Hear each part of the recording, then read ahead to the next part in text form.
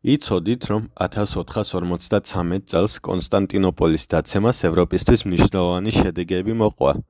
მას უწოდებენ ისტორიაში ერთ-ერთ ყველაზე მნიშვნელოვან და გადამტეხ მომენტს. იგი უკავშირდება დიდი გეოგრაფიული აღმოჩენების დაწყებას და რენესანსის გავრცელებას.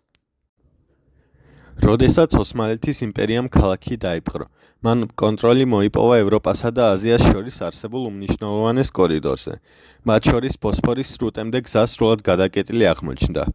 ამან ევროპელი ვაჭრებისთვის უფრო რთული და ძვირი გახადა აღმოსავლეთიდან ისეთი ძვირფასი საქონლის, როგორიცაა სანელებლებისა და აბრეშუმის მოპოვება. შედეგად, ძირითადმა ევროპულმა ძალამ, პორტუგალიამ და ესპანეთმა დაიწყო აზიაში ახალი საზღვაო გზების ძებნა, რამაც გეოგრაფიული აღმოჩენების ეპოქა გამოიწვია. ამავდროულად, ბევრი ბერძენი მეცნიერი გაიქცა კონსტანტინოპოლიდან და დასავლეთ ევროპაში უძველესი ხელნაწერები და ცოდნა შეიტანა. ამან ხელი შეუწყო რენესანსის გაღვივებას, ხელოვნების, მეცნიერებისა და კლასიკური სწავლებისადმი განახლებული ინტერესის პერიოდს, განსაკუთრებით იტალიაში.